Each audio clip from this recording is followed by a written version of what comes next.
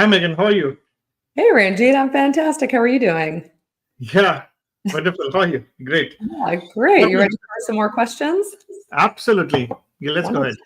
ahead. Okay, so we'll start with our featured question, which is, how can applicants effectively use social media platforms such as LinkedIn as credible evidence for EB1A petitions, ensuring the reliability, objectivity, and evidentiary weight of open user-edited sites? Yeah, one of the biggest concerns we have been seeing that USCIS is having is that certain things like Wikipedia or LinkedIn, which are open source, people can just change anything or comment anything, should be is a matter of concern. From a fundamental level, let's understand that the evidence standard is preponderance of evidence. So the best way, I mean, mostly people would use LinkedIn for the purpose of using people's resume if they are using, letter of recommendations or expert opinion letters. I would just like to give a lead here that the best way to do that is that request your recommender to kind of, go seek verification from LinkedIn. Because once you have a verified profile, it takes care of a lot of things. And if you are using screenshots of any other item or any other website or domain or blogs or something, the better is to give the complete link with the source involved into it. That would be the best way, and that would take your evidence standard closer to possibly preponderance of evidence, and that would be the best way. I would say that. Okay, wonderful. Thank you. And Wonderful. Megan, before we move to the next question, we have a gentleman called Nirpendra Ajmera here. So I'm just getting him on the stage. So let us see if he has any questions. If you would have any questions, let's hear him out and then we'll continue with our session. Okay. sounds good. Okay. Hi, Nirpendra. Hey, Bhupendra. hi, Ranjeet. Can you hear me? Thank you, Absolutely. Megan. Thank you, Ranjeet. Yeah, no, Wonderful. I heard, and thank you, Megan, for raising the critical question because I think it was you and Ranjeet who kind of enlightened me at the initial onset that EB1A is one option I can always use because TN1 is a nightmare. The Mm. employers don't sponsor so often, it's not that easy to. And long story short, I want to just, for the sake of our time, I just want to quickly raise the question. I am a 55-year-old man. I'm a chartered accountant, BCom, and I've done my 3 certifications from America for internal audit and fraud deterrence. I've been with 25 years of experience. I think I've created a very good media presence in the last 6 months, in all honesty to you. But Wonderful. having said that, I'm sorry, Wonderful, I said. you That's said, wonderful. yeah, no, thank you. With keeping this EB1A in my mind. But unfortunately, recently I had conversation with two of the big law firms, and both of them said because you're of Indian origin, uh, uh, there is a long wait time for you. So maybe you are even a good case for national interest waiver and EB1A, but it's going to take you 4 to 5 years because of the backlog for persons of Indian origin for EB1A. Because of my age factor, if I'm 60 by then, that means technically, what will I do even if my dream gets fulfilled? So that's the long story short. Like, is it worth investing so much of money and time if I'm not gonna get it, in on time, right? So that's my question to you, Ranjit. Thank you. Okay. Let me put it this way, Nipendra. The first thing is that the lawyers are coming from a premises of the priority date. And I assume you don't have EB to approve right now. Is that correct? You No, don't have. I don't have anything. I'm a plain Canadian citizen, Canadian No, no, passport. that's That's it. absolutely fine. I understand now. I just want because some people who have EB2 approved, they can kind of shift their priority date from EB2 for EB1A. That is possible. But in your case, since you don't have, and there is EB1A which has got retrograded, let's assume you work with us and you get your EB1 in next 6 months. Yes, there would be a wait time for it definitely, but whether it is 3 years or 4 years or 5 years, I don't want to comment because whatever anybody may say, it is a speculation. That's the first thing. Second thing I would like to say is there has been circumstances in the past where retrogression has become current. So it is not for the first time that retrogression is happening. The EB1A did get retrograded, but it became current, and again now it has become retrograded. So, historically, to the best of my knowledge, it is second time which has happened. So it may become current also.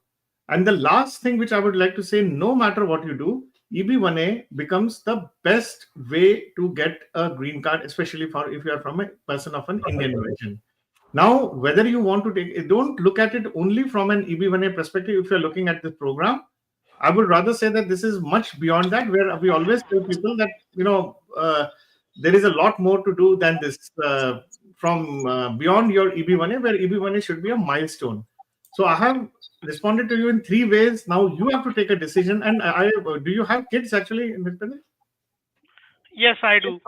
How My old? yeah, my son is 22 and my girl is 17 now. Okay. Now let us look it from for your girl, because son, it may not be applicable. If you get it even after 3 years or 4 years, still your daughter will get her green card before she turns 21, and that would be a benefit. Okay. Does that make sense? Yeah, it does. I mean, I'll have to think over, but thanks for clearing this out, Ranjit. Thank you. Yeah, because I So always feel, I don't want to keep you under any illusion or any kind of a misnomer. If lawyers have given you input, I want to respect that. But at the same time, what works best for you, keeping your family consideration in perspective and your own career goals in perspective, maybe don't look at the life is ending at 60. There may be a better opportunities for you. Even in the USA, people work here as long as they want, and as long as you are, mentally, physically, and emotionally fit. So I would just leave it at that, actually. am I allowed to ask one last follow-up question? Just Absolutely. Don't worry very about short. it. I'm with you completely. You are full time for me, so no problem. Go ahead. Uh, Ranjit, my concern, I mean, it's not about like 5 years wait time. There's another issue in my mind, because H1B is a distant dream nowadays, as you're aware. So TN1 seems the only option for me to work in the US. TN1 has a non-immigrant intent. If I have already applied for a EB1A, which has intent to migrate, then the American authorities would not let me in, working on a TN1 visa at all. So that means technically I cannot even travel to America for the next 5 years till my EB1 is over. So that was my another restricting factor, that possibly I may work on a TN1 in America, but 5 years I got you. I I got it. can't even get in. No, no, no. I will respond to you properly. Well, your question definitely falls into a realm of a very specific legal advice. First, let me tell you this. And the best I can tell you right now is that we have had some situations and people like that, but we connected them and we helped them to seek a proper legal advice from a proper immigration attorney. And then definitely there are mitigations to, ways to mitigate this particular aspect. And if you are with us, we'll be happy to kind of help you out, actually, before even you decide to work with us. Okay, all right, thank you. Okay, so wish you all the best. Yeah. And have a wonderful day. Megan will be in touch with you. Okay, thank you. Thanks, Thank you. Bye bye. for coming on. Bye-bye. So wonderful, Megan. I think this was another, kind of, people have anxiety. People are worried about, their immigration status, what works, what does not work. But definitely, the second question was in the realm of legal advice. We refer people to, competent attorneys, and we are happy to help them out for this. So please be in touch, and we'll see. So what's the next question, Megan? All right. So next up, from an anonymous member, what about this? I have been hearing multiple versions for high salary criteria. Does this criteria include RSU and bonus? How to prove you're in a high salary range? And should base match the H-1B LCA? Anyone have any insights? Wonderful. I think it's a very straightforward question I have. For the purpose of your EB1A, when you use the salary criteria, you really don't have to prove how much is it's not about the income. The thing that is the right question is that what USCIS is asking you is that how much is your expertise worth? And we have had people in the program who had stocks, RSUs, sweat equity, and other components in their compensation packages. And yes, you can definitely use it. Now, whether the base, I think this question is infructuous, because base should match the H1B LCA. That's not relevant here, because some people even have equity. In fact, we have a particular case somebody in the program who is just getting who is on 2 H1Bs actually. And while he's drawing his regular, bread and butter salary from one particular company, from other H1B, he's drawing barely the bare minimum salary, which is, I think, 60,000, and he has equity which runs into millions of dollars. So, its equity is more, and obviously we are using a cumulative part of it, helping them out navigate along with the legal expertise, along with his lawyer. We are trying to work out. So, answering your question, I think you are in good shape if you use RSUs and bonuses and everything put together, because that's what your expertise is worth. Wonderful. All right. Next up, another salary related question. Oh, This one is, I work as a technical program manager for a state university where my salary is about half as much as one would typically earn doing the same work at a corporate job. How is salary determined, and is the kind of institution you work for taken into consideration? absolutely. I mean, I think it's related to the first one. How much is your expertise worth, given your demographics, given your level of expertise, people in that field, your age? You can consider all the factors. Mostly, there are databases available for the regions, and one could definitely do it. For example, we in fact have a gentleman who is working in the non-profit area, and the salaries in the non-profit sector are always less than typically how Fortune 10 companies or Fortune 100 companies would pay.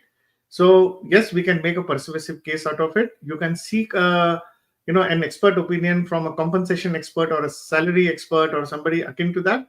And another good thing what you can do here is that, and this is for not only for this gentleman but for everybody here, is that the salary criteria can be linked to critical role also, because once you are, or critical role can be connected to salary, and you can kind of establish by using certain mathematical models, you can actually evaluate the total value that you hold to your establishment or institution where you work for. And we have seen that happening very successfully. So that's my message to everybody who is working in a different sectors, and don't try to compare your salary with all across the people in the board. Thank you. Fantastic. All right, next up, I see a lot of people in tech getting EB1A, but I'm in a different field working as an electric engineer in the renewable energy sector, specifically in solar energy. Am I eligible for EB1A? Oh, it's a very, very broad question, Megan. I mean, am I eligible for EB1A? You have to fulfill certain metrics. You have to be in the top of your field. So no matter, we have seen people who are chefs, people who are dancers, people who are, multiple fields, they are qualified for EB1A. But can you prove, and how can you prove that you are the best in the top 1% in your field of expertise who has risen? So I think that those are the things, and what are the metrics that you would evaluate for. But considering your field, renewable energy sector in solar energy, I think it's a beautiful expertise to opt for. This is definitely in this century where we're living, the time where we're living, where sustainability is the key aspect. This would be really be a wonderful expertise to take forward to USCIS. And yes, I think don't worry about tech or non-tech. It doesn't matter. It's just that in your field, you should be the best. Thank you. Wonderful. All right, next up. I have 8 years of experience as a regulatory lead for new product development for a medical devices company and have a master's in biomedical engineering. How long do you think it will take me to get EB1A, and how many total hours do you think I'll have to dedicate to this endeavor? Well, it's not about number of hours, it's about the intensity. I mean, I've always been saying that EB1A definitely is not a simple path. It's a commitment. It's a output of your resilience, dedication, determination, and devotion. So I don't have an answer to in terms of number of hours, but yes, typically people have been kind of doing it if through a program from 4 months to 16 to 17 months, provided they put in the right amount of effort and commitment. Having said this, again, I like the expertise which is talking about is a regulatory lead for the new product development for medical devices company. Definitely, there are a lot of changes. Are you at the cutting edge of the technology of your field is the question that will be asked. And what has been the impact of your work, and how US would benefit out of your expertise? I think these are the three simple questions. If you can answer it, well, the day you are able to answer this, I think it is a matter of assimilation of all evidences putting together and you applying for EB1A. I think that would be wonderful. Yes, wonderful. All right, so Rakesh M writes, for writing papers and publishing, I don't have any experience writing papers. Will you help me write papers, select topics to write on, and help me get them published? Well, we are, I mean, if you are coming to learn to us that how to catch a fish, we'll teach you how to catch a fish actually. We won't be doing fishing for you, but we'll give you all tools and techniques that are required to be given at your end. Well, if you don't have an experience, we'll teach you. There are specific sessions focused on, how to develop a good writing skill. Yesterday, in fact, if you remember, Megan, we had a gentleman who got his EB1A, and he was mentioning during a conversation with you, he recalled it yesterday that, well, I spoke to Megan. I had never done any public speaking. I had never done any writing, and I'm scared to do it. But yes, I think this gentleman Rakesh M, I think I would just say that definitely for EB1A you need to come out of your comfort zone, because remember, EB1A is not about you. Is the Mm. what is your expertise worth to you, to the world, to the United States? If you just say that I don't want to do it, then this definitely don't even think of about EB1A or the next league program. You will have to come out of your comfort zone and do things which we normally don't do. Otherwise, I think it's a matter of you becoming seeking excellence in the best possible way in your field, and that's why it is called extraordinary ability green card. It's not something where you can kind of do check boxes and try to do it. It's not a MCQ questionnaire that you have to fill up. So that would be my response here. Great. All right, next up. I am a software engineer and I don't have any patents, papers, or citations. How is it possible to be able to achieve all of these things with your program in just 6 months? Okay, I mean, again, I don't know what is a specific expertise in software we are talking about. Well, how is success metrics? How are the success metrics measured in your field of expertise is something that we have to evaluate. If you don't, because for example, at least we have 29 to 29 achievers right now. I don't think more than half of them would have had, citations or something like that, which we do it. But then what is the success metrics that is being evaluated? We will go only by the success metrics which are there. Even I, for that matter, I did not have any citations or research papers at all, because it's not required. USCIS doesn't, requirement don't warrant that actually. If you can still show without that, so that would be good. Maybe you have created a software, if you're a software engineer, you have created a product that has impacted the lives of thousands of people. Now, how it has impacted, who used it, what is the report on that? I think these are some of the things which would be more useful, and adaptability of your work, and how much is your expertise worth to the USA. Uh, don't try to take a benevolence of time. I would just say that try to seek, you know, the commitment to the process. So 6 months, in 6 months, you will understand three dimensions of a success for your EB1A. It is degree of your how to present your expertise, how to understand EB1A, and third is how to present yourself in terms of recommendation letters, how to draft expert opinion letters. So you will learn these three dimensions and interplay between them and identify a sweet spot there for yourself for you. So that's my response, Megan, to this. Okay, wonderful. Next up, Srinath asks, if I join the Next League program, will someone help in reviewing the drafted support letters and recommendation letters? Will I get help from Ranjeet and your team to review the final draft of the petition? And if I join the Next League program, how many one-on-ones do I get with Ranjeet? Oh, well, I think it's a favorite question by all. I mean, it's a program is unrestricted. First, let me start with the third one. We want to help you as much as possible, but there has to be a purpose and substance for any meeting or any interaction. There needs to be a proper agenda. If you're following the process, I think you will definitely not be restrictive. If there is a need to do that, your questions will get answered. So that is a response to my third question. But somebody will help you in reviewing the drafted support letters or something. Yes, definitely we'll be able to help you out in working with your attorney. As I explicitly mentioned, we don't offer legal services. And if you're working with an attorney and we are collaborating, there are cases where we are very intensely collaborating with the attorney also. And we'll definitely help you to, kind of to present the best version of yourself based on the credible evidence that is required by USCIS. So our input would remain educational. And when you work with a lawyer, it will be legal and official. Let's put it that way. Okay, great. Next up, I want to start on my EB1A journey, but I'm concerned with Trump's presidency beginning in January. What do you expect will happen with regards to EB1A? Do you foresee criteria becoming more strict and approvals being less than before? You see, I personally feel, Megan, and let me try to take this question head on. I have no hesitation to say this. For the purpose of EB1A, USA, the whole genesis of United States, since from its founding fathers till date, has always been to the place to attract the best global talent. And I have not seen this particular stance changing, no matter what the administration has been at any point of time in the history. If you look at the entire 550 years of history of USA, that has always been the purpose. And even during the previous administration of the current, incoming president, we have seen the EB1As were at the best, kind of numbers. And as far as from a legal perspective, the criteria are concerned, let's also understand the requirement remains preponderance of evidence from a legal standpoint. So if that being the standard, I think you just need to fulfill that. As long as you are crossing that particular threshold, remember one thing, and I think this will help uh, someone who is asking this question understand, and for the better for the all other people as well. The purpose of EB1A is to attract US talent, and that's what it is being doing. So as long as you're talented, your expertise, you are an expert, your expertise has a future, and US will benefit, I think you're good to go. Second, it is a selective criteria. It is not an elimination criteria.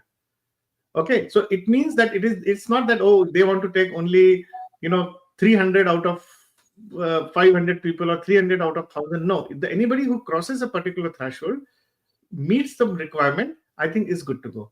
So I would not like to put any reliance on the administration. I think our job is to do justice to our expertise and for the purpose for which we are seeking the goal.